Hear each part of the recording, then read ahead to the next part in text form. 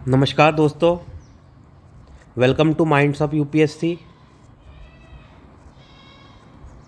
आज हमारा ये थर्ड लेक्चर है सीसेट सीरीज़ के अंदर। हमें गद्यांश या फिर परिच्छेद को बिना पढ़े हम सॉल्व करने की कोशिश कर रहे हैं और यह बैच स्पेशली हिंदी माध्यम के छात्रों के लिए जो सीसेट के पेपर में 67 मार्क्स भी ला नहीं पा रहे, थोड़ा मुश्किल हो जाता है क्लियर करना। तो हिंदी माध्यम के छात्रों पर विशेष फोकस करते हुए ये मैंने बैच स्टार्ट करी है। ये 2022 का प्रश्न पत्र है। सी सेट सेकेंड पेपर होता है, ये ए सेट है। ठीक है, आगे बढ़ते हैं, स्टार्ट करते हैं पहले क्वेश्चन से। यहाँ पे दिया हुआ है परिच्छेद। ठीक है, अभी हम परिच्छेद नहीं पढ़ेंगे, सीधे क्वेश्चन के ऊपर आ जाते हैं। निम्नलिखित में से किसके या किनके कारण उत्पादन के स्वरूप में अधारणीय है? अधारणीयता है। अधारणीयता का मतलब होता है अनसस्टेनेबिलिटी। आपको अगर कोई हिंदी मीडियम वाले छात्रों को समझ में नहीं आ रहा है तो आप इंग्लिश के अंदर भी देख सकते हैं। एक बार देख लेते हैं अधारणीयता का मतलब क्या बता रहा है ये। राइट, बिल्कुल सस्टेनेबिलिटी की बात यहाँ पे हो रही है।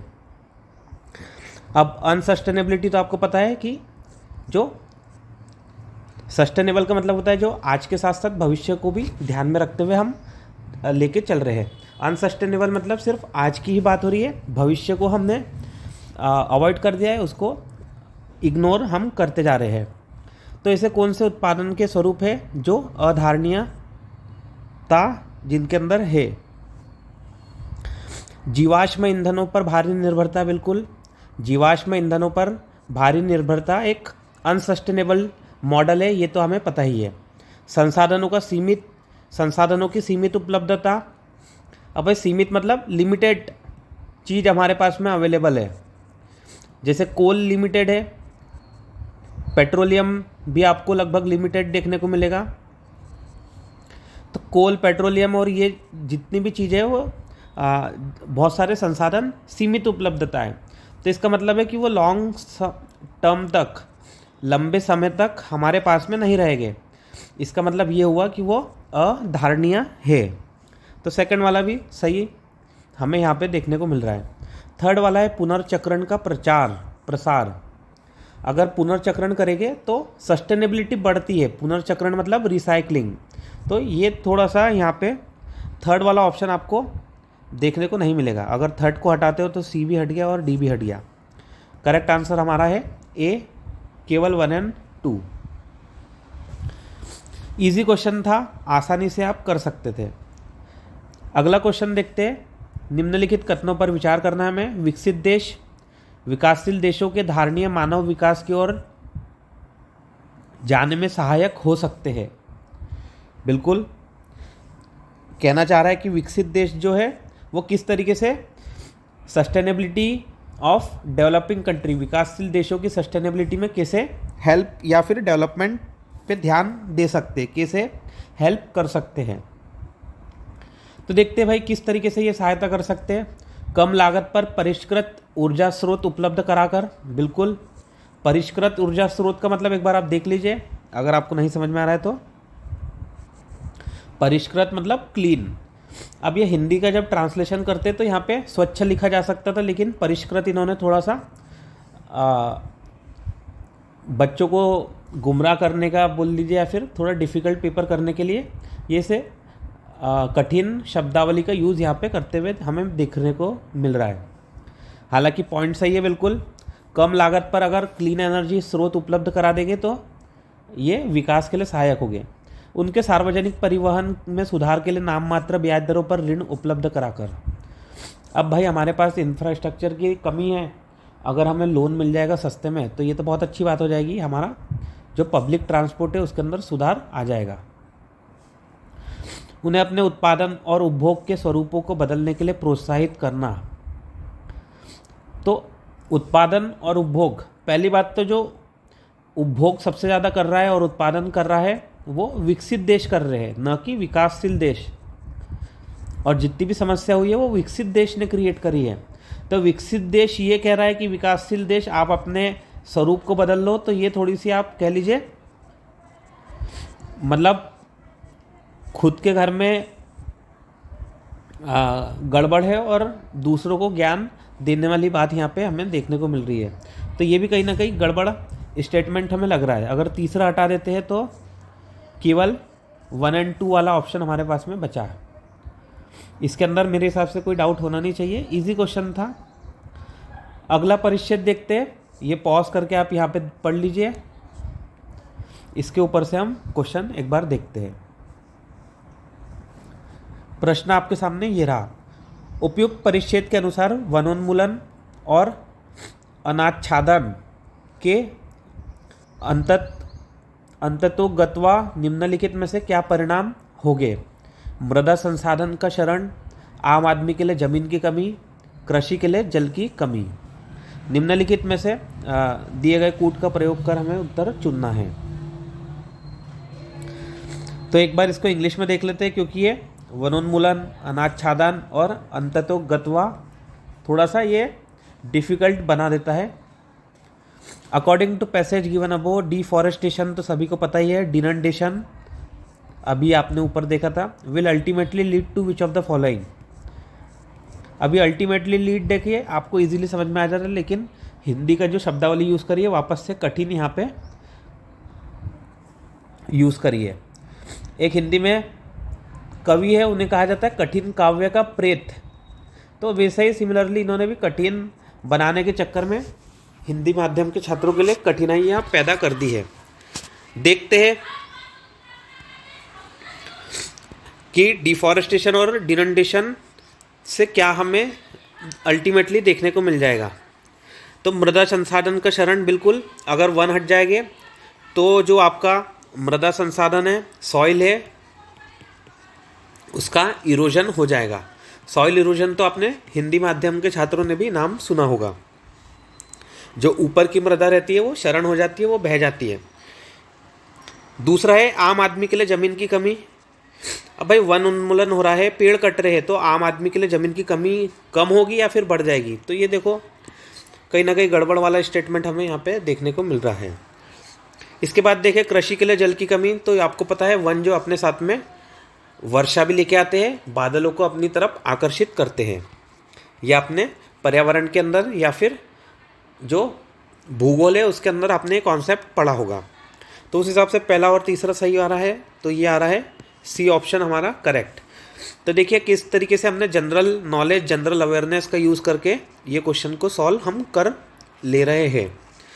आप इस तरीके से आसानी से क्वेश्चन को सॉल्व कर सकते हैं। हिंदी माध्यम के छात्रों को अब डरने की ज़रूरत नहीं है। आप ये पूरी सीरीज़ देखोगे, आपका बहुत सारा इम्प्रूवमेंट ये सीरीज़ से ही हो जाएगा। और जो गड़बड़ हो रही थी कि 67 मार्क्स भी ला नहीं पा रहे थे, तो 67 के बदले आप 40 मार्क्स तो सिर्फ यहीं से लेके आ जाओगे, मोर देन 40। अगर आपने 23-24 क्वेश्चन, टोटल क्वेश्चन आते 26, अगर हम परिच्छेद की बात करें, और एक क्वेश्चन रहता है 2.5 मार्क्स का, तो इस तरीके से हो गया 65 मार्क्स टोटल आरसी या फिर आप परिच्छेद वाले क्वेश्चन से बन रहे हैं। इसमें से अगर आपने 2/3 भी सही कर दिए तो आराम से आपके 40 मार्क्स तो आ ही जाएंगे।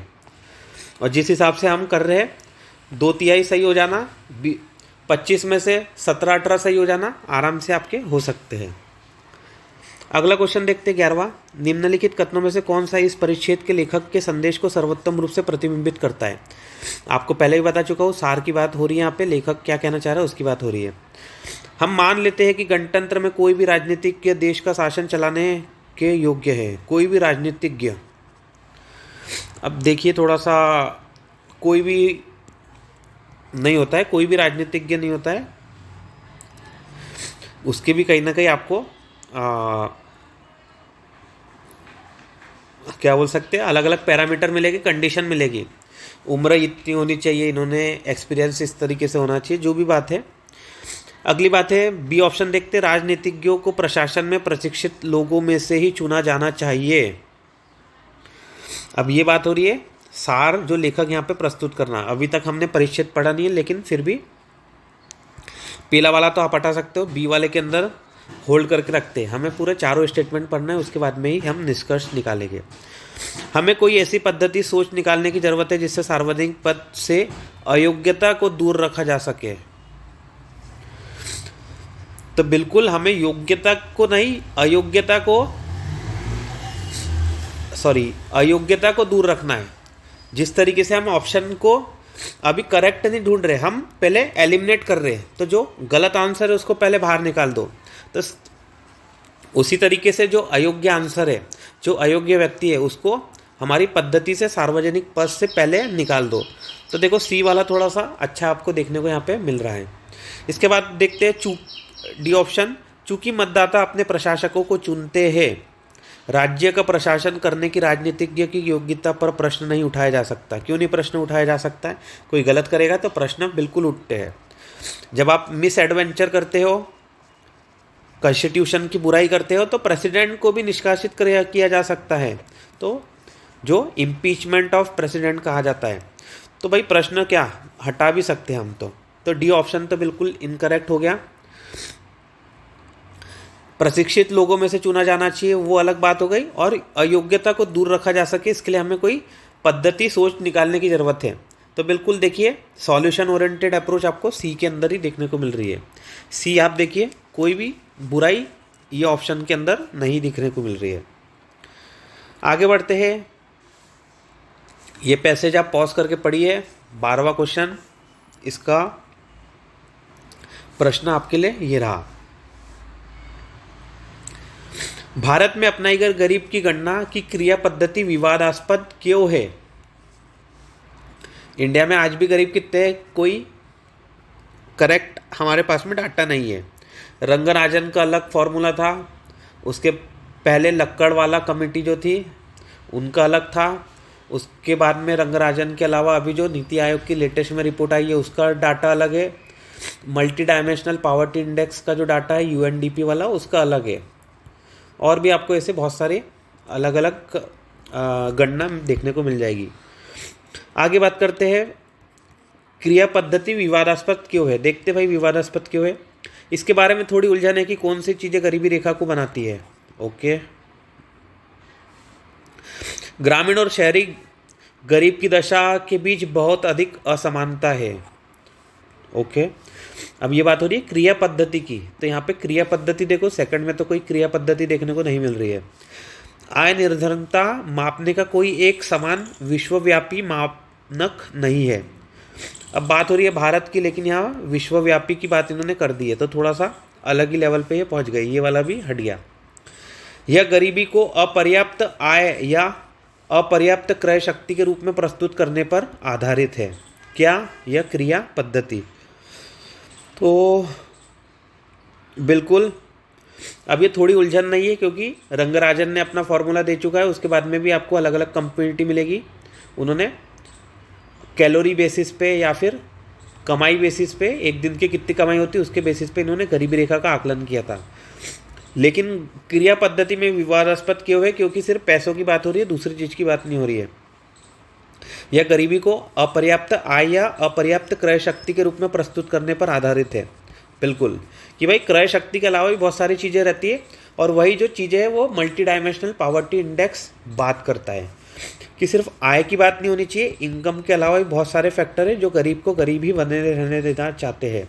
फॉर एग्जाम्पल, घर की कमी, इलेक्ट्रिसिटी, बिजली, इंटरनेट, ये सब जो सुविधाएं हो गई मूलभूत, उसके अलावा और भी आप कह सकते हो अच्छा भोजन, अच्छा खाना, अच्छी हेल्थ सर्विसेज, तो ये भी कहीं ना कहीं गरीबी को प्रमोट करती है। आपको पहले भी बता चुका हूँ मैं, out of pocket expenditure India के अंदर 60% है। मतलब अगर आप इलाज कराने जाओगे तो 60% आपके जेब से आपको खर्चा देना पड़ेगा। अब ये 60% खर्चा देते हैं तो व्यक्ति सीधे गरीब, जो लोअर मिडिल क्लास रहता है वो सीधे गरीबी के अंदर आ जाता है। तो सिर्फ आय के बेसिस पे नहीं होना चाहिए, बाकी दूसरी चीज़ों को भी ध्यान में रखते हुए चलना है। तो यही गड़बड़ थी और ये हमें सुधारने की आवश्यकता है। 13वां क्वेश्चन देखते हैं, आय निर्धनता गरीब की गणना की एकमात्र माप क्यों है? आय निर्धनता गरीब की गणना की एकमात्र माप क्यों है? अब देखते हैं एकमात्र माप क्यों है। यह अन्य सभी की उपेक्षा कर केवल एक प्रकार की वंचन की बात करती है। बात तो सही बोली है भाई। आय मतलब इनकम पावर्टी की ही बात हो रही है यहाँ पे, और उसी से आप पावर्टी को डेवलप या फिर पुअर लोगों की गणना हम कर रहे हैं। तो ये बाकी सबकी उपेक्षा कर देता है और सिर्फ एक प्रकार के वंचन की ही बात करता है। तो बात सही है, लेकिन अभी बाकी ऑप्शन को भी देखते हैं। मानव जीवन में अन्य वंचनाओं का क्रय शक्ति की कमी से कुछ लेना देना नहीं है। अभी आपको बता दिया मैंने, हेल्थ, एजुकेशन, स्किल, बहुत सारी चीज़ें हैं। बी तो हट गया। आय निर्धनता कोई स्थायी दशा नहीं है, यह समय समय पर बदलती रहती है। अब ये बात सही है, समय समय पर बदलती रहती है, लेकिन यहाँ पे क्वेश्चन का जो पूछना चाह रहा है वो है एकमात्र माप क्यों है। अब एकमात्र माप है तो आप यहाँ पे उन्होंने ये बताया नहीं है कि इसके अलावा दूसरी क्या चीज़ है, क्या चीज़ नहीं है। यहाँ पे थोड़ा सा इन्होंने लॉजिक यूज़ करने की कोशिश करी कि भाई आय निर्धनता स्थायी दशा नहीं है, चेंज हो जाती है, कभी कम रहती है, कभी ज़्यादा रहती है, तो हम सही गणना नहीं कर सकते। लेकिन बात ये पूछे ही नहीं गई है यहाँ पे। अगला ऑप्शन देखते, आय निर्धनता मानवीय विकल्प चयन को किसी खास समय पर आकर ही सीमित करती है। आय निर्धनता मानवीय विकल्प चयन को किसी खास समय पर आकर ही सीमित करती है। थोड़ा सा समझने में दिक्कत हो रही है, इसको इंग्लिश में देख लेते हैं। Income poverty restrict human choices only at a point of time. गलत है भाई, आगे चल के भी आपके जीवन में समस्या पैदा करेगी ये। किसी खास समय पे नहीं, बहुत सारे समयों पे ये हमें सीमित करती है। भाई जो गरीब का बच्चा है, उसकी एजुकेशन अच्छी नहीं हुई, उसके दोस्ती यारी अच्छी नहीं रहेगी, वो गरीबों के साथ में ही उठे बैठेगा, तो उनका लेवल डेवलप नहीं हो पाएगा, स्किल इम्प्रूवमेंट नहीं हो पाएगी, उन्हें स्पोर्ट्स, अलग अलग अपॉर्चुनिटीज़ के मौके ही नहीं मिलेंगे, कई वर्कशॉप के मौके नहीं मिलेंगे, कई एडवेंचर टूर ट्रैवल सबके मौके नहीं मिलेंगे। तो भाई एक से खास समय नहीं, जीवन भर के लिए वो आपके ऊपर बांध के रख देते हैं। इसीलिए ये ऑप्शन यहाँ पे देखिए बिल्कुल करेक्ट देखने को हमें मिल रहा है। अगला देखते हैं, इसी पे से 3 क्वेश्चन बने हैं। जीवन निर्धनता से लेखक का क्या तात्पर्य है? ओके, जीवन मतलब लाइफ के अंदर पावर्टी। अब लाइफ के अंदर पावर्टी आपको शायद पहले भी बताया, मतलब अपॉर्चुनिटीज़ की कमी है, आप जो चाहते हो वो जी नहीं पा रहे हो, ये सब बातें होनी चाहिए। देखते हैं अब इन्होंने क्या क्या बातें करी है यहाँ पे। मानव जीवन में वह सभी वंचनाएं जो केवल आय की कमी से नहीं बल्कि वास्तविक अवसरों की कमी से उत्पन्न होती है। एग्जैक्ट अभी जो आपको बोला वैसी की वैसी बात आ गई। फिर भी एक बार होल्ड करते दूसरे ऑप्शनों को देखते हैं। ग्रामीण और शहरी क्षेत्रों में गरीब लोगों की कंगाली की दशा, ये तो कहीं से कहीं ले जा रहा है। जो पूछा है वो कुछ नहीं, शहर और ग्रामीण के बीच में डिफरेंस लेके आ जा रहा है। इलॉजिकल, यहाँ पे कोई लॉजिक देखने को नहीं मिल रहा है। अतार्किक कह सकते हो, विदाउट तर्क यहाँ पे आपको देखने को मिल रहा है। विविध व्यक्तिगत परिस्थितियों से छूटे हुए अवसर, ये भी कोई लॉजिक नहीं बता रहा है। मानव जीवन में वस्तुपरक साथ ही साथ अवस्तुपरक वंचना है जो मनुष्य के विकल्प चयन को स्थायी रूप से सीमित कर देती है। तो नहीं भाई, जो गरीबी होती है, लाइफ पावर्टी, अवसरों की, वास्तविक अवसरों की कमी से उत्पन्न होती है। बिल्कुल, आय के अलावा दूसरी जो कमी है अभी आपको बता चुका हूँ मैं यहाँ पे। तो सेम कमी जो है, गरीब व्यक्ति जो रहता है, बहुत सारी चीज़ों की कमी रहती है उसके जीवन में। 14 का आंसर करेक्ट आ गया, ए। देखिए बैक टू बैक तीनों क्वेश्चन इजीली सॉल्व हो गए। आप चाहते तो पैसेज पढ़ सकते थे, पैसेज पढ़ के तो बहुत इजीली आपका काम यहाँ पे हो जाता। गरीबी रेखा नितांत असंतोषजनक हो जाती है जब यह समझने की बात आती है कि भारत में गरीबी का प्रसार कहाँ तक है। तो अच्छा है, पैसेज पढ़ा जा सकता है, चाहो तो पढ़ सकते हो, लेकिन हमारी अभी कोशिश यही है कि बिना पढ़े हम किस तरीके से सॉल्व कर सकते हैं, तर्क का यूज़ करके। 21वां क्वेश्चन देखते हैं। उपयुक्त परिच्छेद पर आधारित निम्नलिखित पूर्व धारणाएं बनाई गई है। कृषि प्रौद्योगिकी का विकास विकसित देशों तक सीमित है। ओके, तो क्या विकसित देशों तक सीमित है? इंडिया कुछ कर नहीं रहा है क्या यहाँ पे? कोई बताएगा? चलो ये वाले को हटा भी सकते डायरेक्ट। इसके बाद में देखते हैं अगला, कृषि प्रौद्योगिकी विकासशील देशों में नहीं अपनाई गई है। भाई विकासशील मतलब इंडिया, कितनी सारी hybrid variety, green revolution, white revolution, ये सब कृषि प्रौद्योगिकी से तो आया है। तो ये विकसित देशों तक भी सीमित नहीं है और ये भी नहीं है, तो दोनों गलत यहाँ पे हो गए।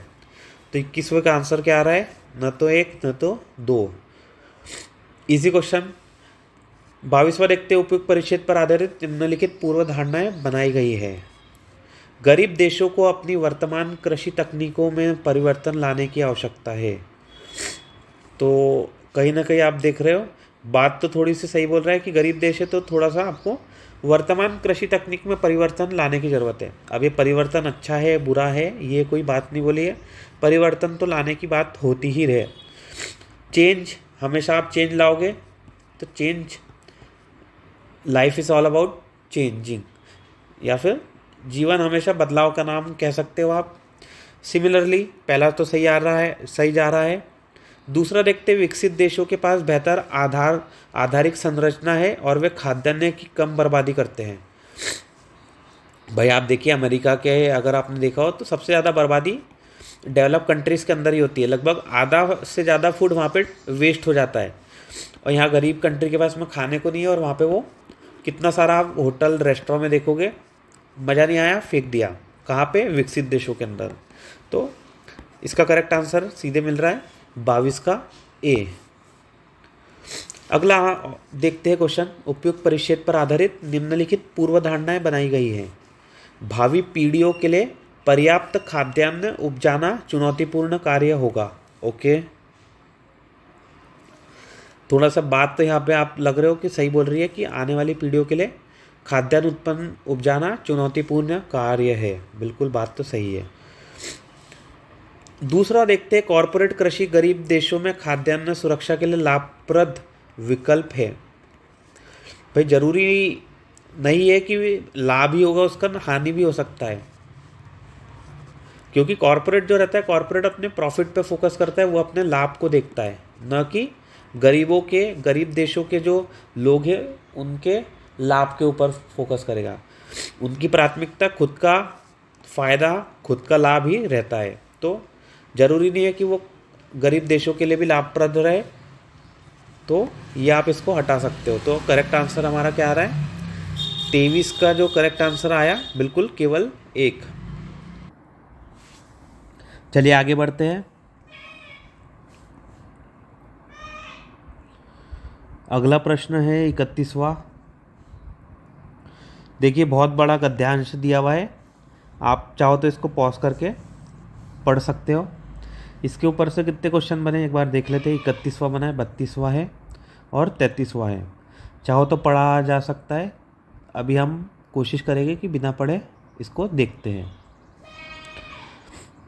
परिच्छेद के अनुसार प्राकृतिक वरण पृथ्वी पर भावी पर्यावरण की पूर्वानुमान नहीं कर सकता है, क्योंकि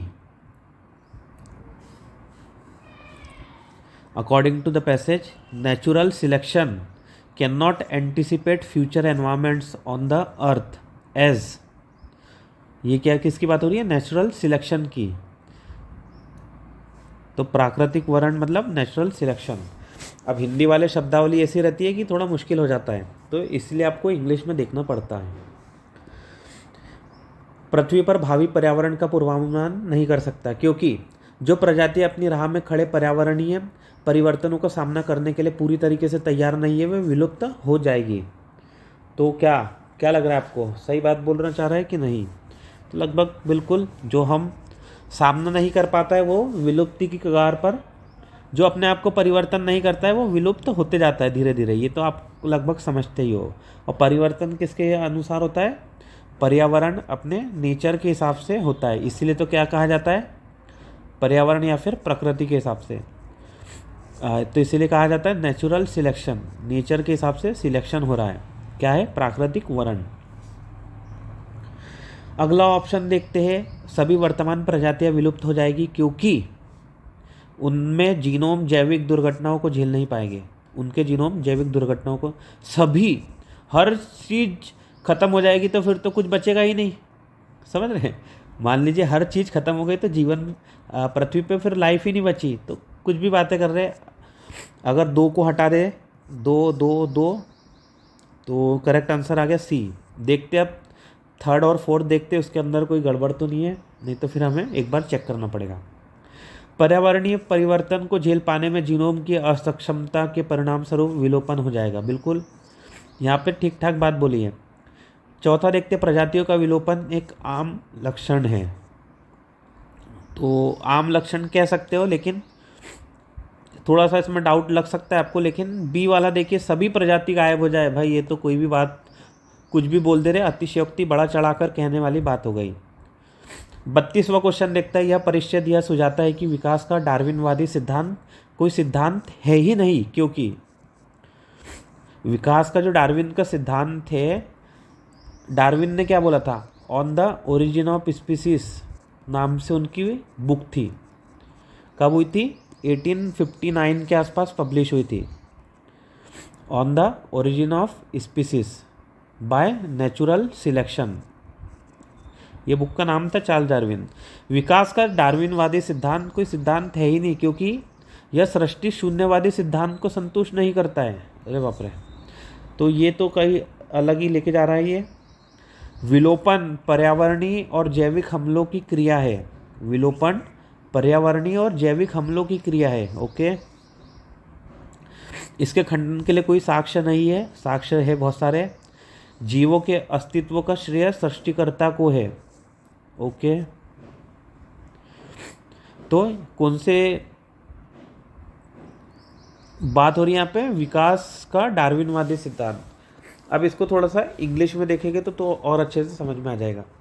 the passage suggest that Darwinism theory of evolution is not a theory at all because it does not satisfy the creationist doctrine. तो क्या क्रिएशनिस्ट डॉक्ट्रिन अगर सुझा देगा तो क्या थ्योरी बन जाएगी वो, बिल्कुल गलत बात है ये तो। थर्ड वाला तो ऑलरेडी बताया था कि there is no evidence to refute it, ये भी गलत हो गया। अब यहाँ पे बी ऑप्शन और डी के अंदर कन्फ्यूज़न हो रहा है। Extinction is a function of environment and biological assaults, तो बात सही है, ये होल्ड करते। Existence of organism is attributed to a creator, तो एग्जिस्टेंस क्या क्रिएटर के ऊपर डिपेंड करता, नहीं भाई। क्रिएटर अगर नेचर की बात करें तो नेचर में क्रिएटर कुछ भी नहीं है, जो क्रिएट हो गया वो उसको मरना है तो वो और कभी भी मर सकता है, आज मरे कल मरे। ये जो सृष्टि करता है उसके ऊपर नहीं है कि जीव मरेंगे कब, आज मरेंगे कल मरेंगे। नेचर के हिसाब से, पर्यावरण के हिसाब से, आज अर्थक्वेक आ गया आज मर जाएंगे, आपका कोई जेनेटिक चेंज हो गया तो आप ख़त्म तब हो जाओगे। तो विलोपन जो है पर्यावरण और जैविक हमलों की क्रिया है, इसीलिए कोई सिद्धांत नहीं है, ये एक फैक्ट है और एक तथ्य है, ये आपको सीधे सामने देखने को मिल जा रहा है। तो इसीलिए इनका कहना है कि जो विकास का सिद्धांत है वो कोई अपने आप में सिद्धांत है ही नहीं। विकास का सिद्धांत क्या है यहाँ पे आपको देखने को मिल जाएगा, विकास की क्रियान्विधि नेचुरल सिलेक्शन की ही बात बोल रहे हैं। आप पढ़ोगे तो आपको समझ में आ जाएगा। एक बार मैं ये देखिए, पॉज करके आप चाहो तो पढ़ सकते हो। आगे बढ़ते हैं। इजी था वैसे क्वेश्चन, इतना डिफ़िकल्ट नहीं था, चाहो तो पढ़ के तो बहुत आसानी से सॉल्व हो जाएगा। हमारी कोशिश है कि जो जनरल नॉलेज हमारे पास है उससे हम किस तरीके से टैकल कर सकते हैं, क्योंकि जो पैसेज लिखता है वो भी जनरल नॉलेज आपके जैसा ही पढ़ा लिखा व्यक्ति रहेगा, कोई उल झलुल बात करने वाला उठा सूठा कोई भी पैसेज नहीं लिखेगा। और यूपीएससी भी इंटेलेक्चुअल बंदे, पंडित, विद्वान, ऐसे लोगों के आर्टिकल अपने इसमें पब्लिश करते हैं, मतलब पैसेज के अंदर यूज़ करते हैं, परिच्छेद यूज़ करते हैं। तो उल झलुल कोई भी आपको अतार्किक बातें करने वाला उसके आर्टिकल आपको नहीं मिलेंगे। आगे बढ़ते, परिच्छेद के संदर्भ में निम्नलिखित पूर्व धारणाएं क्या क्या बनाई गई है। केवल वे प्रजातियां जीवित रहेगी जो और कायम रहेगी जिनमें पर्यावरणीय महाविपत्ति से पार पाने की क्षमता होगी। ओके, बात तो कहीं ना कहीं सही बोल रही है कि वही हो जाएगी जिसमें महाविपत्ति से पार करने की क्षमता होगी। ओके, देखते दूसरा, पर्यावरण में उग्र परिवर्तनों के कारण पृथ्वी पर 90% से अधिक प्रजातियां विलुप्त हो जाने के खतरे में है। अब देखिए, अगर बात करें, पूछा गया है पूर्व धारणा है। पूर्व धारणा है मतलब कि पहले से आप जब पैसेज लिख रहे हो, कोई राइटर है, मान लीजिए आप ही राइटर हो, तो आपने अपने दिमाग में क्या क्या धारणाएं बना के रखी थी। जैसे हर व्यक्ति की कोई धारणा रहती है। मान लीजिए आपके सामने कोई डॉक्टर है, तो आपके पास में डॉक्टर की कोई अच्छी धारणाएं होगी या फिर बुरी होगी, आपका जैसा भी अनुभव रहा उस हिसाब से। वैसे ही महिला के प्रति, माँ की ममता के प्रति, बच्चों के प्रति अलग अलग आपकी धारणाएं रहेगी। उसी प्रकार यहाँ पे पर्यावरण के प्रति क्या क्या धारणाएं होगी, वही होगी जो हम जनरल नॉलेज में पढ़ते हैं। और ज़्यादातर जो आपने बुक्स वगैरह में देखा होगा या फिर जो न्यूज़ में चलती रहती है, लगभग आपको सेम कहीं ना कहीं धारणाएं देखने को मिल जाएगी। अब एक बार बात करते हैं, धारणाएं के अंदर फैक्ट नहीं आता है ना, ये आपकी सोच रहती है। अब हमारी सोच, अभी क्या बताया मैंने कि डॉक्टर जो रहता है, डॉक्टर के बारे में सोच रहे हो आप, तो इसका ये मतलब नहीं कि डॉक्टर जो रहता है भाई आप वहाँ पे फैक्ट की बात करने लग जाओ कि हिंदुस्तान में 1 करोड़ डॉक्टर की रिक्वायरमेंट है, आज भी नीट के कारण नहीं हो पा रहा है। तो वहाँ फैक्ट की बात नहीं हो रही है, हमारी थिंकिंग की बात हो रही है, सोच की बात हो रही है कि हमारी धारणा क्या बनी हुई है उन संदर्भ में। तो यहाँ पे पर्यावरण के उग्र परिवर्तन के कारण पृथ्वी का 90% से अधिक प्रजातियां विलुप्त हो जाने के खतरे में है। ये फैक्ट की बात कर रहा है, पूर्व धारणा से कहीं कहीं लेना देना इसका नहीं है। अगली बात करते हैं, डार्विन का सिद्धांत सभी प्राकृतिक घटनाओं की व्याख्या करता है। भाई सभी की व्याख्या नहीं करता है, वो वॉल्केनो का उत्पादन नहीं बताता है, अर्थक्वेक के बारे में नहीं बताता है, प्लेट टेक्टोनिक के बारे में नहीं बताता है। बहुत सारी चीज़ें दुनिया में सैकड़ों तरीके हैं, हर प्राकृतिक चीज़ के बारे में वो नहीं बताता है। तो तीसरा भी हट गया, तीसरा हट गया और दूसरा भी हट गया, केवल 1। 33वें का आंसर आ गया केवल 1। इसके बाद 34वां क्वेश्चन भी है, एक बार देख लेते 34वां क्वेश्चन। पैसेज जरा सा है, ये पॉज करके आप पढ़ सकते हो। आगे बढ़ते 34वां क्वेश्चन। निम्नलिखित कथनों में से कौन सा इस परिच्छेद के मर्म का सर्वोत्तम प्रतिबिंबित करता है? को सर्वोत्तम रूप से, बिल्कुल वही बात हो गई, मर्म की, सार की, संदर्भ की, ये सब बातें यहाँ पे पूछी गई है। लोगों को मुख्यतः भारतीय पारंपरिक अनाज आधारित आहारों को ही लेते रहने के लिए राजी किया जाना चाहिए। भारतीय पारंपरिक अनाज आधारित आहार, ठीक है, एक बार देखते हैं। आने वाले वर्षों में भारत को कृषि उत्पादकता और अधिक ऊर्जा जनन क्षमता विकसित करने पर ध्यान केंद्रित करने की आवश्यकता है। कृषि उत्पादकता और ऊर्जा जनन क्षमता, 2 बात यहाँ पे बता रहा है वो, इसको भी देखते हैं। आधुनिक प्रौद्योगिकी विकास लोगों के सांस्कृतिक और सामाजिक व्यवहार में बदलाव लाता है। अब यहाँ पे प्रौद्योगिकी विकास की बात हो गई, यहाँ पे ऊर्जा की बात हो गई, यहाँ पे अनाज की बात हो गई। तीनों अलग अलग कॉन्सेप्ट है, हम किसी को नकार अभी कर नहीं पा रहे हैं। एक बार चौथा भी देख लेते हैं। आने वाले वर्षों में भारत में जल प्रबंधन प्रणालियों में नाटकीय बदलाव लाने की आवश्यकता है। अब ये चौथा लेके आ गया, जल प्रबंधन। इसके लिए एक बार हमें पैसेज पढ़ना ही पड़ेगा। पैसेज पढ़ते, स्थिर आर्थिक समृद्धि, उच्चतर साक्षरता और बढ़ते हुए कौशल स्तर के साथ भारतीय मध्यम वर्गीय परिवार की संख्या अत्यधिक तेजी से बढ़ी है। इस संपन्नता के सीधे परिणाम ये हुए कि आहार प्रतिरूपों और ऊर्जा उपभोग स्तरों में बदलाव आए हैं। लोग दूध उत्पादक, मछली और मांस जैसे उच्चतर प्रोटीन आधारित आहार लेने लगे हैं, जिन सभी के उत्पादन में मोटे अनाज आधारित आहार के उत्पादन की अपेक्षा कहीं अधिक मात्रा में जल की आवश्यकता होती है। इलेक्ट्रॉनिक और विद्युत मशीनों, औजारों और मोटर वाहनों के बढ़ते उपयोग के अधिकाधिक ऊर्जा की आवश्यकता होती है और ऊर्जा के जनन के लिए जल की आवश्यकता होती है। तो सभी चीज़ के लिए किसकी आवश्यकता हो रही है? जल की आवश्यकता है। यहाँ पे बताया आहार और ऊर्जा, और दोनों का रिलेशन कहाँ पे लेके आया है? आहार का रिलेशन लेके आया है यहाँ पे जल से। सिमिलरली यहाँ पे ऊर्जा का रिलेशन लेके आया है जल से। तो मुख्य भूमिका किसकी है? सभी का स्रोत क्या है? जल प्रबंधन। देखे कितने इजी तरीके से हमने ये क्वेश्चन को सॉल्व कर लिया। इन्होंने बहुत डिफ़िकल्ट बनाने की कोशिश करी, हर अनाज भी लेके आ गए, कृषि भी लेके आ गए, यहाँ पे प्रौद्योगिकी भी लेके आ गए, लेकिन आप कितना भी लेके आ जाओ, हम उसका करेक्ट आंसर हमने लेके आ गए हैं। 34वें का डी करेक्ट आंसर है। आगे बढ़ते हैं। किसी को डाउट है तो कमेंट सेक्शन में आप पूछ सकते हो। ये रिकॉर्डेड लेक्चर है, इसीलिए आपको कमेंट में ही है क्वेश्चन पूछना पड़ेगा। ये पैसेज दिया हुआ है 41वां क्वेश्चन का, आप पॉज करके आगे बढ़ते हैं। 41वां क्वेश्चन यह परिच्छेद इस प्रकार इस विचार पर आधारित है। बिल्कुल वही है, सार की बात हो रही है कि क्या सार इसका है। देखते हैं भाई, सार की बात हो रही है, क्या सार हो सकता है। मनुष्य को कठिन श्रम नहीं करना चाहिए। अरे बाप रे, कठिन श्रम नहीं करेगा तो क्या करना चाहिए? हार्ड वर्क तो करना ही चाहिए। तो भाई कहीं ना कहीं भी हवा में बातें होने लग रही है। कठिन श्रम नहीं करना चाहिए। हमारे युग की सबसे बड़ी बुराई अत्यधिक कार्य तनाव है। तनाव तो है भाई। अभी कौन सा वाले जो थे जिन्होंने बताया था कि 12 घंटे 16 घंटे देख करना चाहिए काम, L&T के जो हेड थे उन्होंने बोला था आप अपनी वाइफ को कब तक देखते रहोगे, आओ संडे को भी आओ, काम करो। तो ठीक है भाई, इतना काम कराएंगे, पैसे कुछ देंगे नहीं, वो पैसे 4 गुना बढ़ा देना चाहिए भाई। हम डबल काम कर रहे तो उनको बोलो 4 गुना बढ़ा देंगे तो कार्य तनाव हमारे वो भी झेल लेंगे। हम कार्य तनाव के लिए कुछ ना कुछ एंटीडोट लेके आ जाएंगे। पैसे बढ़ाएंगे नहीं, डबल काम चाहिए, 4 गुना काम चाहिए। आगे बढ़ते हैं। मनुष्य अच्छी तरह मनन नहीं कर सकता है। क्यों नहीं कर सकता है भाई? देखिए कितने सारे लोग हैं मनन करते हैं। मनुष्य में सभी की बात हो गई यहाँ पे।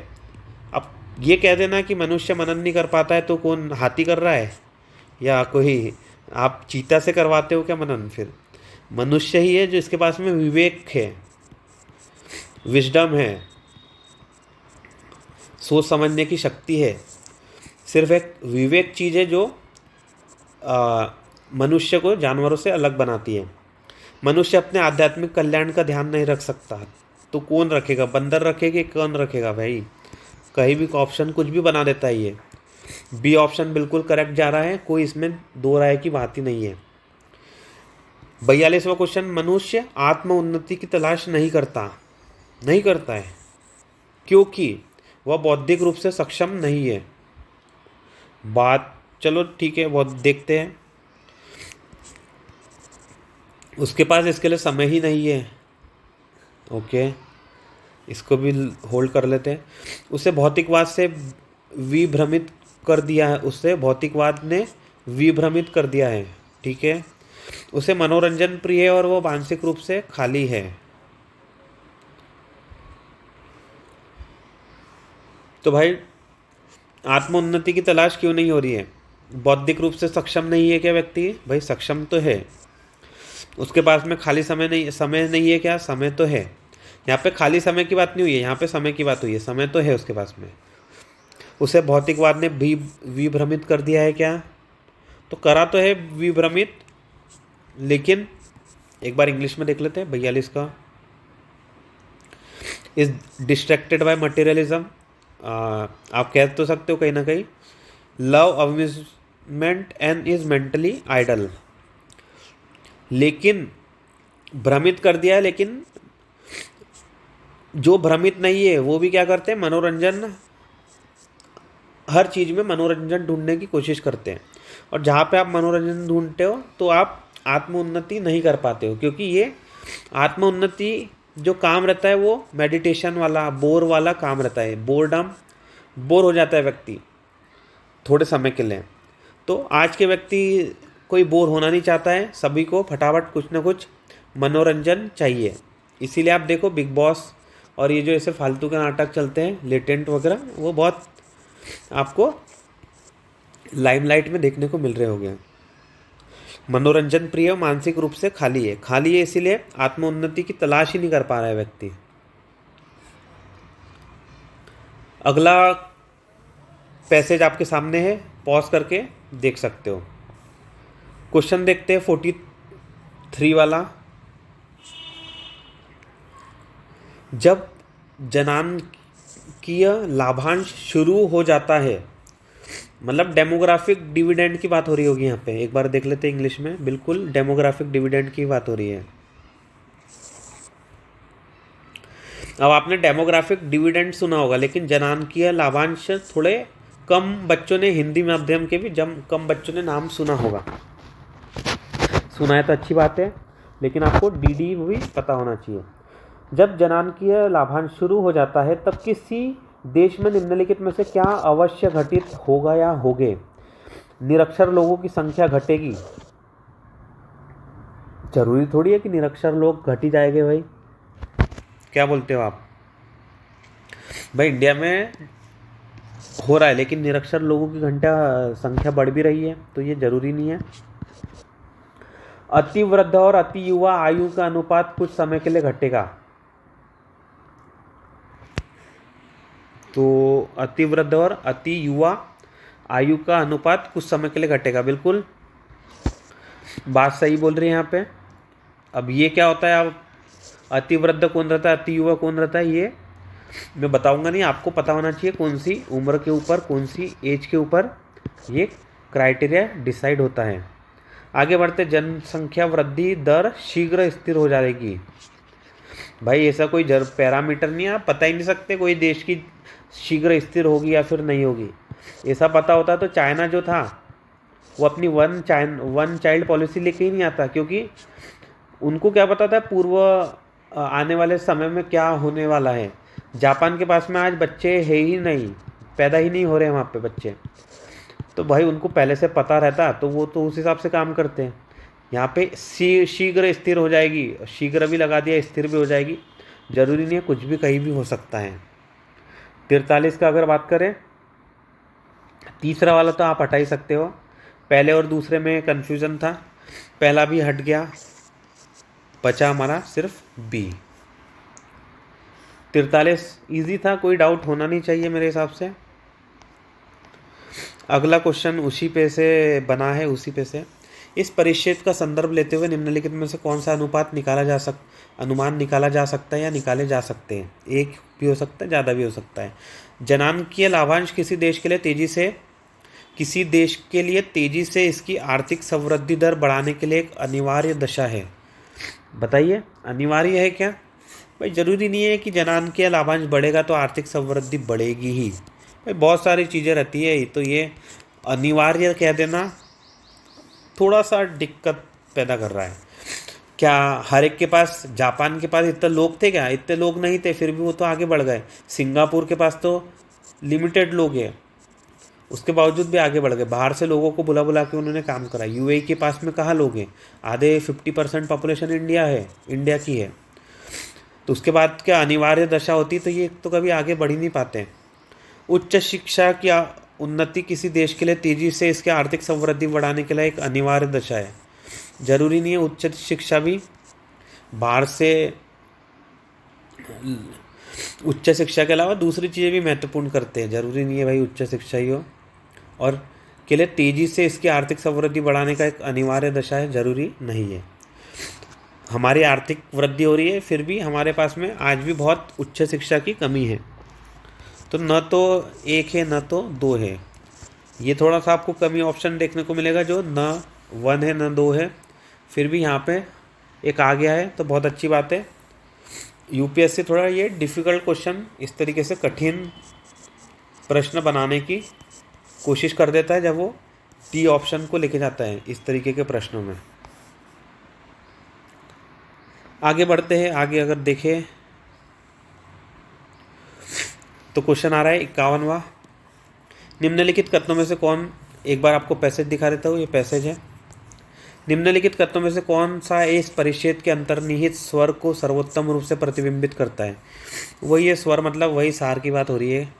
केवल शिक्षित जनसंख्या ही आर्थिक प्रगति के लाभों का सर्वोत्तम उपयोग कर सकती है, बिल्कुल गलत है। सभी आर्थिक विकास का लक्ष्य पुरुषत्व का निर्माण होना चाहिए। भाई कहीं भी कुछ भी बोल दे रहे हैं तो भाई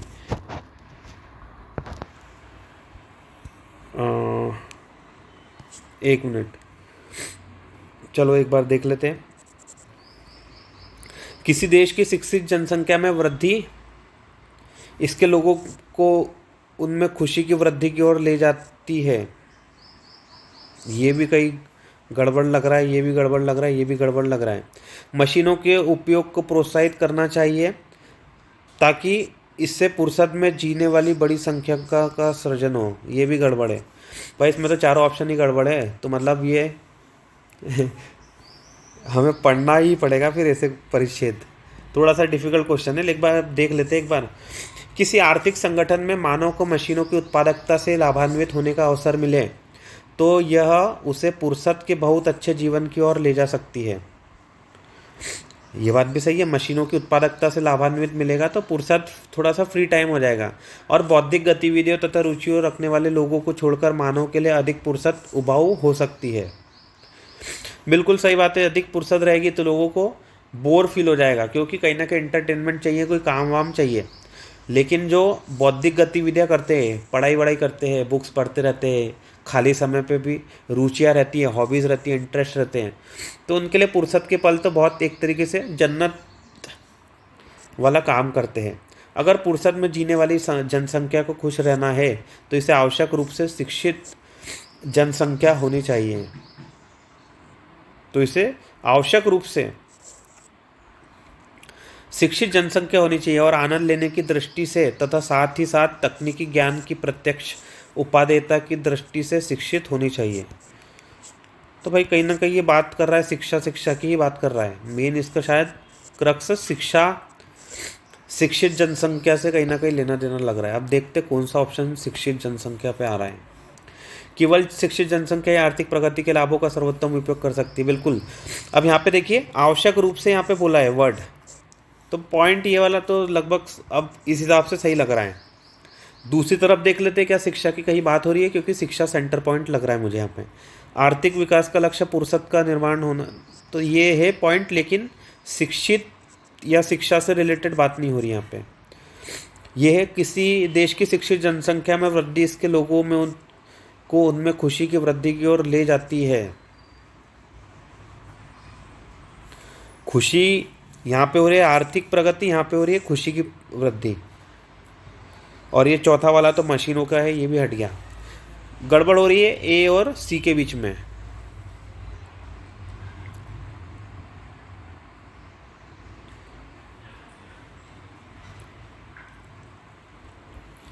तो यहाँ पे बात क्या हो रही थी, आर्थिक संगठन में। इसके बात हो रही है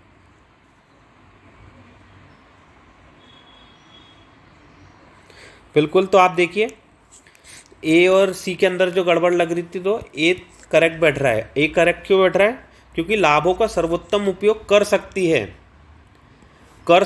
पॉसिबिलिटी बता रहा है। पॉसिबिलिटी कैसे बता रहा है, जब आप शिक्षित रहोगे तो उससे आप सही उपयोग करोगे और आर्थिक प्रगति आपकी हो सकती है, अच्छी हो सकती है, सर्वोत्तम आप उसका उपयोग कर सकते हो। क्योंकि आपके पास शिक्षा ही नहीं रहेगी, तो अगर आपके पास में खाली समय भी रहेगा तो आप उसका दुरुपयोग करोगे। बात सही हो रही है। अब यहाँ पे लेता है खुशी की वृद्धि की ओर ले जाती है। अब भाई ज़रूरी नहीं है ले ही जाएगी, ले जा सकती है। अगर यहाँ वर्ड हो जाता, पॉसिबिलिटी लगा देता तो करेक्ट बैठता। तो आपको ये समझना है, शक्ति वाला जो सकना होता है, कैन इंग्लिश में कहते हैं, कैन, कुड, पॉसिबिलिटी, तो वो थोड़ा सा सही रहता है। तो देखिए किस तरीके से ये थोड़ा सा डिफ़िकल्ट क्वेश्चन बना 51 वाला, और इसने हमें पैसेज पढ़ने पर भी मजबूर कर दिया। क्योंकि ये केवल वाला जो वर्ड रहता है वो जनरली नेगेटिव रहता है, लेकिन यूपीएससी अपने आप को शायद इवॉल्व कर रहा है, अपने आप को नेचुरल सिलेक्शन करना है, अपने आप का पर्यावरणीय वर्ण कर रहा है, वो अपने आप का सिलेक्शन कर रहा है। तो वो भी केवल से भी अब नए नए प्रश्न बनाने लग गया है वो। अगला पैसेज पढ़ो और इसका यहाँ पे क्वेश्चन हम देखते हैं। इस परिच्छेद का संदर्भ लेते हुए निम्नलिखित कथनों में से कौन सा एक सही है। वयस्कों के लिए उपहारों से रोमांचित महसूस करना संभव नहीं है। क्या संभव नहीं है क्या भाई? किसको भी आप उपहार दोगे, मोदी जी को भी उपहार देते हो तो खुश होते हैं, बहुत बढ़िया भाई मज़ा आ गया, ठीक है। तो किसी को भी उपहार दो आप, बड़े से बड़ा छोटे से छोटा, उसको रोमांचित महसूस तो होता ही है। आप किसी से कहना मैं आपके लिए एक स्पेशल चीज़ लाया हूँ, तो वो 2-3 दिन बोलना आपको 2 दिन बाद दूंगा, तो एकदम से एक्साइटेड हो जाएगी और वो संभाल नहीं पाएंगे अपने आप को। वो बोलेंगे फटाफट बताओ, फटाफट क्या कहना चाहते हो आप, क्या लेके आए हो। तो एक्साइटेड हर व्यक्ति हो जाता है, ये यहाँ बोल देना कि कोई होता नहीं है, बिल्कुल गलत बात है। उपहारों से वयस्कों को कम रोमांचित महसूस करने के एक से अधिक कारण हो सकते हैं। अब यहाँ पे देखिए, करना संभव नहीं है और यहाँ पे कम रोमांचित की बात हो रही है। कम रोमांचित महसूस करने के एक से अधिक कारण हो सकते हैं, तो बिल्कुल भाई हर चीज़ के सैकड़ों कारण रहते हैं, आपको पहले ही बता चुका हूँ मैं। अनेकांतवाद, एक बार पूरे ऑप्शन देख लेते हैं। लेखक को यह पता नहीं है कि वयस्क उपहारों से कम रोमांचित क्यों महसूस करते हैं। लेखक को पता नहीं है, तो वही तो कह रहे हैं वो कि एक से अधिक कारण हो सकते हैं भाई, कोई ना कोई बहुत सारे कारण होंगे उसके पीछे। वयस्कों में प्रेम करने या प्रेम किए जाने के आनंद को महसूस करने की कम क्षमता होती है। अब ऐसा कह देना कि वयस्कों में कम क्षमता होती है, ये तो थोड़ा सा आप जनरलाइज कर दे रहे हो, सभी के बारे में एक ही बातें कह देना। लेकिन आप देखिए, सार आपको क्या लगेगा, सार ये लगेगा कि कहीं ना कहीं यहाँ पे भाई ये चीज़ हो रही है, इसके अनेक कारण हैं। आज हमारे देश में बहुत समस्या है, समस्या के अनेक कारण हैं और सिर्फ एक कारण नहीं है, हमें दूसरी चीज़ों पर भी ध्यान देना है। तो रोमांचित कम हो रहे लोग और उसके बहुत सारे कारण हैं। 52वां देखिए, आप इस तरीके से आपको लॉजिक लगाते हुए काम करना है। पैसेज पढ़ोगे तो पैसेज तो इजीली निकाल ही लोगे। आगे बढ़ते 53वां क्वेश्चन, इस परिच्छेद का लेखक किसके विरुद्ध है? किसके विरुद्ध है भाई? अतीत और भविष्य के बारे में अत्यधिक चिंता करना। चलो देखते हैं। उपहारों के बारे में सोचने की आदत के वशीभूत होना, नई चीज़ों से रोमांचित नहीं होना, केवल आंशिक रूप से आनंद देना या प्राप्त करना। तो इसके लिए हमें एक बार पैसेज पढ़ना ही पड़ेगा। अगर उपहार अब जबकि हम बड़े हो चुके हैं हमें कम रोमांच पैदा करते हैं, तो शायद यह इसलिए क्योंकि हमारे पास पहले से ही बहुत कुछ है, या शायद यह इसलिए कि हम देने के आनंद की पूर्णता को और इसके साथ ही पाने के आनंद की पूर्णता को भी खो चुके हैं। बच्चों के डर पैने होते हैं और उनके दुख तीव्र होते हैं, लेकिन वे बहुत आगे तक या बहुत पीछे तक नहीं देख पाते। उनके आनंद स्पष्ट और पूर्ण होते हैं, क्योंकि अभी उन्होंने हर विचारार्थ विषय पर हमेशा किंतु जोड़ना नहीं सीखा है।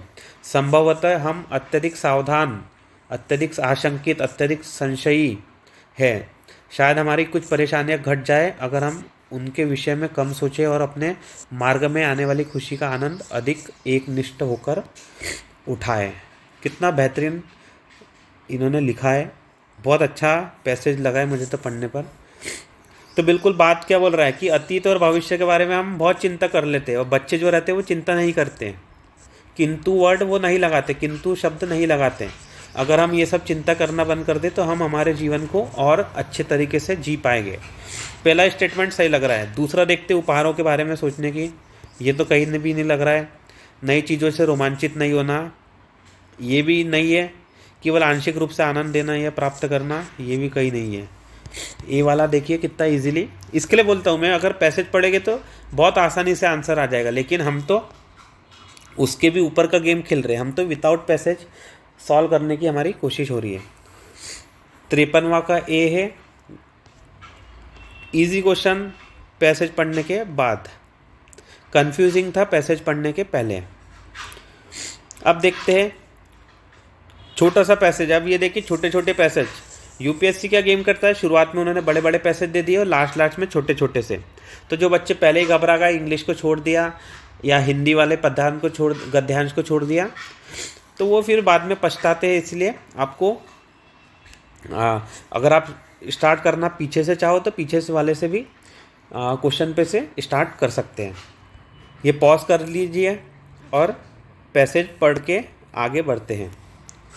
इस परिच्छेद में निम्नलिखित में से क्या उपलक्षित है? अधिकांश लोग अपनी ज़रूरतों के लिए धन संचित नहीं करते। तो कहीं ना कहीं देखते हैं, अधिकांश लोग अपनी ज़रूरतों के लिए धन संचित करने में कभी असफल नहीं होते। मतलब हमेशा ही सफल होते हैं भाई, ज़रूरी थोड़ी है हमेशा ही सफल होते हैं। लोगों के पास में इतना पैसा ही नहीं आ पाता है। ऐसे लोग भी हैं जो अपनी ज़रूरतों के लिए धन संचित करने में असफल रह जाते हैं। तो बात तो ये भी सही है कि असफल तो रह जाते हैं बहुत सारे लोग। और यहाँ पे बोले हैं अधिकांश लोग, यहाँ पे बोले ऐसे लोग भी है। ऐसे लोग मतलब कुछ कुछ लोग की बात हो रही है यहाँ पे। अधिकांश लोग अपनी ज़रूरतों के लिए धन संचित नहीं करते। भाई ज़रूरतों के लिए तो करते ही है सब, अपनी ज़रूरतों के लिए नहीं करते तो किसके लिए करते हैं फिर? रोटी कपड़ा मकान सभी ज़रूरत रहती है, धन संचित करने की कोई ज़रूरत ही नहीं है। तो भाई कहीं से कहीं बी डी तो हट गया, ए और सी के अंदर गड़बड़ कन्फ्यूजन हमें लग रहा था। सी ऑप्शन के साथ हम जाएंगे। सी ऑप्शन के साथ क्यों जाएंगे? क्योंकि अधिकांश की यहाँ पे बात कर दी है कि ज़रूरत के लिए धन संचित नहीं करते। सीधे बात कर दी है नहीं करते, मतलब आप करते ही नहीं हो, आप बेवकूफ़ हो, इस टाइप से सीधे बात बोल दी उन्होंने। और यहाँ पे बात कर दी है तीसरा जो है, आप असफल रह जाते हैं। तो ये थोड़ा सा माइल्ड स्टेटमेंट इसको बनाता है। माइल्ड मतलब थोड़ा सा एक्सट्रीम की तरफ नहीं ले जा रहा है, वो आपको थोड़ा सा रोक रहा है कि भाई कोई बोलने के पहले आप थोड़ा सोचिए कि कोई कोई रह भी जाते हैं, कोई कोई नहीं भी रह जाते हैं। तो सी ऑप्शन बहुत शब्दावली का किस तरीके से यूज़ हो रहा है, आप उसी से क्वेश्चन को ब्रेक कर सकते हैं। 52 इस परिषद का मुख्य विचार क्या है? लोगों को दूसरे की राय से प्रभावित नहीं होना चाहिए। भाई जीवन का तो यही उसूल है, फिर भी एक बार देख लेते हैं। लोगों को यथासंभव अधिकाधिक धन संचित करना चाहिए। भाई ये तो अलग ही लगा दिया, यथासंभव कौन सा समास है, कोई बताएगा? किसी को समास पढ़ाओ तो बता सकते हैं। अव्ययी भाव आएगा या फिर कौन सा आएगा? बहुब्रीहि तो नहीं है, द्वंद्व नहीं है, ठीक है। यथाशक्ति यथासंभव बता सकता है कौन सा समास है यहाँ पे। लोगों को ना तो राय देनी चाहिए नहीं लेनी चाहिए। भाई हटा दो तुम तो। लोग किसी भी उपक्रम में सफल हो जाएंगे अगर कोई भी राय बिल्कुल ना ले। राय नहीं लोगे तो सजेशन तो हर जगह देते हैं। द हिंदू रोज सजेशन पेज डालता है इंडियन एक्सप्रेस डालता है, राज सत्ता डालता है, राज एक्सप्रेस, दैनिक भास्कर, दैनिक जागरण। तो भाई तुम तो उनका रोजगार ही छीन ले रहे हो। सजेशन नहीं देंगे तो समझ में कहाँ से आएगा? हर आदमी सब नहीं कर सकता, अकेला चना भाड़ नहीं फोड़ सकता, दूसरे चनों की भी ज़रूरत पड़ती है। आइडियाज़ शेयर नहीं करेंगे तो आगे कैसे बढ़ेंगे? लिबर्टी, इक्वलिटी, फ्रेटर्निटी कहाँ से लाए हम? फ्रेंच से लाए, फ्रांस से, है ना। इसके साथ में प्रेसिडेंट का इलेक्शन कहाँ से लाए हम? लाए कहाँ से? प्रेसिडेंट की पोस्ट यूएसए से। तो भाई जब तक आप शेयर नहीं करोगे तो कैसे होगा? डीपीएसपी कहाँ से लाए? आयरलैंड से लाए। आगे बढ़ते हैं। 63 पैसेज पढ़ लीजिए। उपयुक्त परिच्छेद का संदर्भ लेने हेतु निम्नलिखित कथनों में से कौन से सही है? परिपाटियाँ मनुष्य के अधिकारों के स्रोत है। परिपाटियाँ का मतलब क्या होता है एक बार देख लेते हैं। Convention are the source of rights of man. Okay. मनुष्य के अधिकारों का केवल तभी प्रयोग किया जा सकता है जब एक सामाजिक व्यवस्था हो। ठीक है भाई, बिल्कुल अधिकारों का तो तभी हो सकता है जब सामाजिक व्यवस्था हो। समाज नहीं रहेगा, कोई भी कुछ भी करेगा जानवरों जैसा, तो जानवरों के अंदर अधिकारों की व्यवस्था नहीं कर सकते। जिसको जब मन कराए तो वो किसको भी मार सकता है, कुछ भी कर सकता है। तो वहाँ पे आप अधिकार नहीं कर सकते। तो सेकंड वाला तो सही है। तो उस हिसाब से हमारे पास में 2 ऑप्शन अभी बच रहे हैं। परिपाटियाँ मनुष्य के अधिकारों के स्रोत है। अब ये बताया नहीं है बड़े स्रोत है, कम स्रोत है, थोड़े से स्रोत है। कोई भी अधिकार अगर परिपाटियाँ कन्वेंशन से निकल के आ जा रहे तो वो स्रोत हो सकता है। एक बार पैसेज पढ़ लेते 4 लाइन का। ये सामाजिक व्यवस्था एक पवित्र अधिकार है जो अन्य सभी अधिकारों का आधार है। सामाजिक व्यवस्था, सामाजिक व्यवस्था मतलब आप इसको परिपाटियाँ ही कह सकते हैं। कन्वेंशन, सोशल कन्वेंशन काय का पवित्र अधिकार है, सभी अधिकारों का आधार है। तो पहला स्टेटमेंट सीधे अब सही हो गया। तथापि यह अधिकार प्रकृति से नहीं आता और इसलिए इसको परिपाटियों पर आधारित होना चाहिए। तो भाई देखो करेक्ट आंसर आ गया सी। इसको डिफाइन नहीं करूँगा मैं, आप देखिए बहुत इजी। 4 लाइन का पैसेज था, सीधे आंसर हमारा आ गया। लास्ट 3 क्वेश्चन बचे, 3 ही है ना, एक बार देख लेते हैं। 71वां है, 72 है और 73, 74 है क्या? नहीं, 3 क्वेश्चन है, 1 घंटा लगभग हो चुका है। फटाफट हम कोशिश करते हैं निपटाने की। ये पढ़िए पैसेज, पॉज करके आगे बढ़ते हैं। वैज्ञानिक अनुसंधान के बारे में लेखक की पूर्व धारणाएं यह है कि, मैंने आपको अभी बताया था पूर्व धारणाएं आपको सेंटर पॉइंट रखना है अपने आप को। और फिर डॉक्टर का भी जैसे हमने थोड़ी देर पहले डिस्कस किया था, अभी इन्होंने पूछ लिया वैज्ञानिक अनुसंधान की, साइंटिफिक रिसर्च की बात यहाँ पे बोल दिया है उन्होंने। इंग्लिश में देख लेते हैं क्या बात बोल रही है। अरे बिल्कुल साइंटिफिक रिसर्च की ही बात हुई है। यह कभी भी बहुत मूल्यवान नहीं होता। भाई क्यों मूल्यवान नहीं होता? बहुत बार मूल्यवान होता ही है। थ्योरी ऑफ रिलेटिविटी किस तरीके से, इसरो आगे कैसे बढ़े, नासा कैसे बढ़ा, स्पेस एक्स कैसे बढ़ा, यह कभी कभी बहुत मूल्यवान होता है। ओके, यह कभी भी कुछ न कुछ मूल्य के बिना नहीं होता। यह हमेशा ही बहुत मूल्यवान होता है। हमेशा नहीं होता है, कभी कभी भी नहीं होता है, कुछ न कुछ मूल्य के बिना तो होता ही नहीं है। मतलब कुछ न कुछ इसके अंदर मूल्य रहता ही है। कितना ईजी है, गोल घुमा फिरा के कोशिश कर रहे हो, कुछ न कुछ मूल्य के बिना नहीं होता है। तो बिल्कुल कुछ मूल्य तो रहता ही है। आप मेहनत करोगे कुछ न कुछ तो सीखोगे ही। लेखक के अनुसार किसी प्रबुद्ध अन्वेषक के लिए बहुत से अनुसंधान परिणाम महत्व के नहीं हो सकते। महत्व के नहीं हो सकते तो फिर अनुसंधान हो क्यों रहे हैं? किसी प्रबुद्ध अन्वेषक के लिए कोई भी अनुसंधान परिणाम हमेशा ही महत्व का होता है। कोई भी अनुसंधान परिणाम हमेशा ही महत्व का होता है। जरूरी नहीं है भाई फिजिक्स का है वो, केमिस्ट्री के अनुसंधान, बायो के अनुसंधान उसके लिए काम के ही हो जाएंगे। कोई भी अनुसंधान जरूरी नहीं है कोई भी उसके काम का ही हो।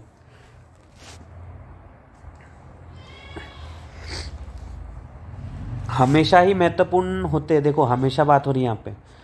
अगला देखते हैं, किसी प्रबुद्ध अन्वेषक के लिए कोई भी अनुसंधान परिणाम महत्व का हो सकता है। तो देखिए आपको बताया था सपना यहाँ पे आया है। एक बार देखते हैं, किसी प्रबुद्ध अन्वेषक के लिए कोई भी अनुसंधान परिणाम हमेशा ही कुछ महत्व का होना चाहिए। हमेशा हमेशा लगा दिया है और यहाँ पे पहला वाला तो गलती हो गया था।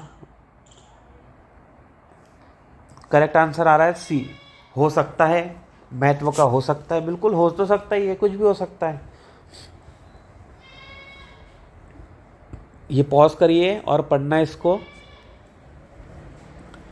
लास्ट क्वेश्चन, अंतिम क्वेश्चन आपकी स्क्रीन पर ये रहा, 73वां। निम्नलिखित में से कौन सा एक व्यवहारिक, तर्कसंगत और टिकाऊ समाधान को सर्वोत्तम रूप से प्रतिबिंबित करता है? वही बात है, यहाँ पे सार की बात हो रही है। पूरे देश में कंक्रीट की विशाल भंडारण टंकियों और नहरों का निर्माण करना। भाई सार कोई बोलेगा क्या दिन भर बस यही करते रहो, पूरे देश में कंक्रीट की विशाल भंडारण टंकियां बना दो? भाई कुछ भी बता रहे हैं, तो पॉसिबल नहीं है, इतना पैसा नहीं है हमारे पास में। और कंक्रीट जो रहता है वो ग्लोबल वार्मिंग को भी कॉज करता है। फसल लेने के स्वरूपों और कृषि प्रथाओं में बदलाव लाना। चलो इसको एक बार देखते हैं। पूरे देश में नदियों को आपस में जोड़ना। डी बात है, बांधों और जलभरों के जरिए जल को सुरक्षित भंडारण करना, जल का सुरक्षित भंडार रखना। तो एक बार देखते हैं, ये वाला भी सही लग रहा है, ये भी सही लग रहा है। पूरे देश को नदियों को आपस में जोड़ना, भाई पॉसिबल नहीं है आपस में जोड़ना है। अब गड़बड़ हो रही है, यहाँ पे फसल की बात हो रही है, यहाँ पे बांधों और जल के सुरक्षित की बात हो रही है। तो यहाँ पे सिर्फ बी वाले में पानी वानी की कहीं बात होने रही है। तो एक बार देखते, पैसेज क्या पानी से रिलेटेड है? बिल्कुल। बाढ़ और सूखे की समस्याओं को सबसे अच्छा समाधान कैसे किया जा सकता है? भारत में 120 दिनों के दौरान अत्यधिक वर्षा जल प्राप्त होता है, शेष 245 दिनों के दौरान अत्यल्प जल प्राप्त होता है। या जल उपलब्धता इस विषम स्थिति को इस तरह प्रतिबंधित और विनियमित किया जाना चाहिए ताकि वर्षभर जल का उपयोग रहे। बिल्कुल भाई, भंडारण की ही बात हो रही है ताकि साल भर उपयोग रहे।